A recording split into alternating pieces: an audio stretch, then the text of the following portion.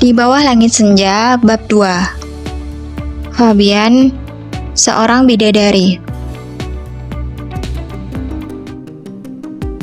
Lelah. Satu kata itu sudah cukup menggambarkan bagaimana aku sekarang. Menggeluti bidang pekerjaan yang tidak aku inginkan, hanya wujud bakti sebagai anak laki-laki kepada orang tua. Ya, melanjutkan mengelola bisnis papa. Butuh ke alam, bro. Muka udah lecek kayak kertas bekas, tinggal lempar ke tong sampah. Angga berseloroh. Jangan dipungut orang nanti. Ganteng gitu masa mau dibuang? Dijadikan pajangan aja, Mas. Sekalian saya temani foto pakai kebaya putih. Dan ia menimpali. Aku menggeleng. Gak bisa, Dan. Penghulunya lagi sakit. Kalimat sederhana ini berhasil memancing kerusuhan di dalam kantor. Aku hanya tersenyum dan berpamitan pulang terlebih dahulu. Menjelang petang, langkahku mengantarkan matahari tumbang. Apa terdengar cukup puitis? Ya, aku suka menulis, meski bukan seorang penulis. Hanya sekadar menyalurkan hobi di samping kesibukan dalam mengelola bisnis papa. Fabian, jangan kabur habis godain anak orang ya. Aku menoleh. Angga menginterupsiku dari belakang. Laki-laki itu, teman sekantorku, sudah seperti keluarga sendiri. Dia berdiri di hadapanku dengan napas terengah-engah. Aku hanya mengamati dan menunggu apa yang ingin dia katakan. Dasar buaya, celoteh anak gadis gitu ditanggapi. Tutur Angga lagi begitu napasnya sudah kembali normal. Hanya menanggapi, gak ada maksud lain. Balasku sekenanya. Sama aja, Yan, sama aja. Pahala tahu bikin senang anak orang. Elakku. Angga hanya tertawa. Rambutnya yang sebahu berulang kali diterpa angin. Bukan kelihatan tampan, malah tampak semrawutnya. Dia butuh tukang potong rambut sepertinya. Nih, kata Angga sambil menyodorkan amplop coklat ukuran sedang. Apa nih? Surat pengunduran diri? Tanyaku sambil menerawang isi amplop tersebut. Nantangin. Dikirim surat pengunduran diri beneran, awas ya. Nanti kelimpungan. Tanya enggak? Kalau bener, ku sobek nih kertas. Jemariku sudah sigap mengambil garis tengah untuk segera menarik masing-masing sisi secara berlawanan. Angga lebih dulu menahan. Tiket pesawat, bro. Pergi sana, cari udara segar. Krisis perusahaan juga udah berakhir. Jangan terkurung di kantor sampai murung. Mukamu tuh, sepet banget dilihat. Aku hanya mengangguk singkat. Karena kalau merespons ucapan Angga lagi, tidak akan ada ujungnya. Angga tipe laki-laki cerewet yang kalau bicara, bisa lebih panjang dari emak-emak kompleks yang memperdebatkan cerita dalam sinetron yang ditayangkan channel ikan terbang. Aku mengibaskan amplop coklat itu sambil berlalu menuju mobil jenis hatchback. Mobil merek ternama keluaran Jepang. Jalanan yang lengang membuatku bisa memaksimalkan kecepatan dengan jarak tempuh hanya dalam hitungan detik. Waktu menunjukkan pukul 14 waktu Indonesia Barat saat kedua kakiku mulai berpijak di tanah Yogyakarta. Meski belum keluar dari lingkungan Bandara Adi Sucipto, rasanya begitu bebas setelah mengembuskan angin segar. Ornamen batik terlukis di tiap-tiap tiang, dan juga beberapa bagian lantai yang kulewati. Kekentalan budaya Jawa bahkan sudah terasa meski baru pada bandaranya saja. Bersama carrier bag di atas punggung, aku mencari sosok yang dijanjikan Angga akan menjemputku kemari. Angin Yogyakarta menyapa ramah, menggerakkan sisi kemeja yang tidak kukancingkan. Tuan muda. Suara seorang laki-laki paruh baya dengan beberapa helai rambut berwarna putih menyapaku bersama tepukan tangan pada bahu. Aku menggeleng dengan cepat. Loh, wajah masnya mirip sama yang di foto ini. Tapi kok salah orang yo? Laki-laki itu menyerahkan benda pipih miliknya dan memperlihatkan gambar yang tertera di layar ponselnya. Suaranya cukup medok. Aku mendecak. Laki-laki itu memang memperlihatkan fotoku setahun yang lalu saat ada pertemuan di luar kota. Aku tidak habis pikir, bagaimana Angga bisa mengubah nama aku menjadi tuan muda? Iya pak, itu saya, ucapku. Nama saya Fabian, Pak, bukan Tuan Muda. Aku memberikan penjelasan.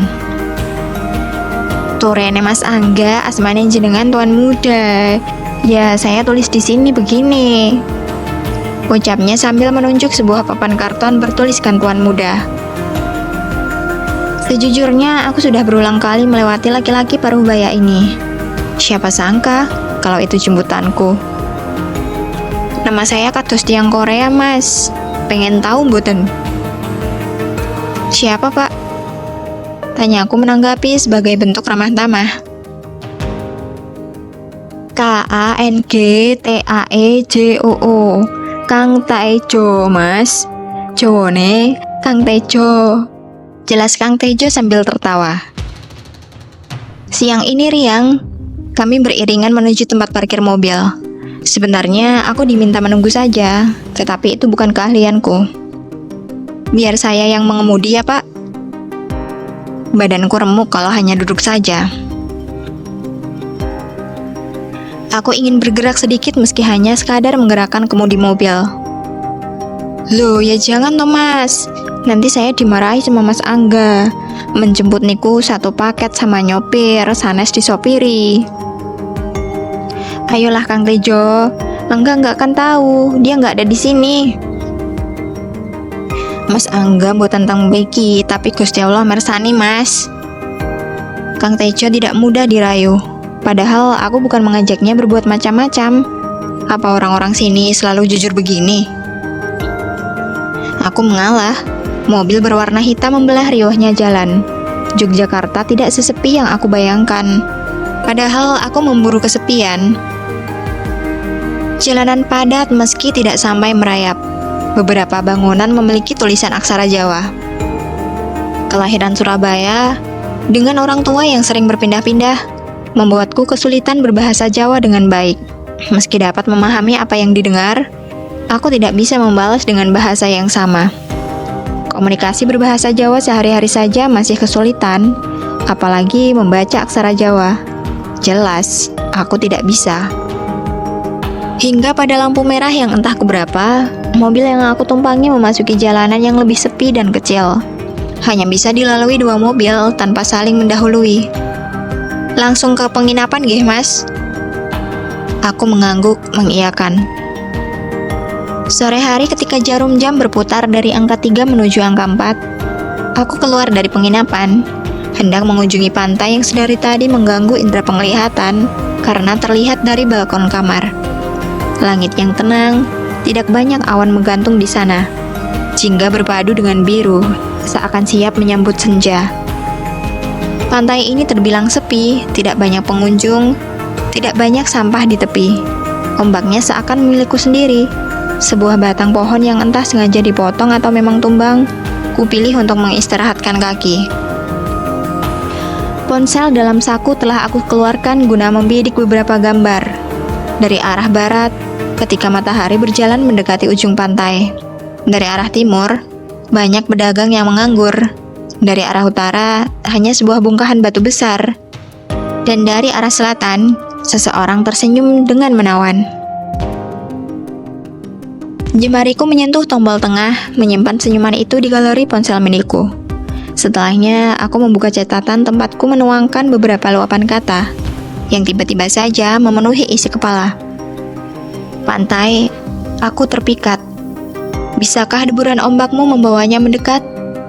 Gadis itu, gadis yang sedang dirayu angin, hingga menari rambut-rambutnya. Gadis berbaju sebiru laut dengan senyum secerah langit. Tidak ada mendung di sana karena justru mendung itu memenuhi dadaku, hingga sesak dan penuh gelisah. Ingin aku mendekat, tetapi nyaliku menciut. Kau bawa kemana keberanianku, pantai? Tidak kau tenggelamkan di dasar laut, bukan? Usai mencatat puisi apa adanya itu, aku kembali melihat isi galeri. Melihat senyumnya kembali, dan aku turut menarik kedua sudut bibirku. Senyumku hanya samar, sedang senyumnya menjelma memoar. Satu hal yang aku sadari, dalam sepinya pantai ini, aku tidak hanya menikmati senja, atau mengantar kepulangan matahari saja. Akan tetapi, aku juga melihat keindahan ciptaan Sang Kuasa. Seorang bidadari Apakah dia datang dari surga?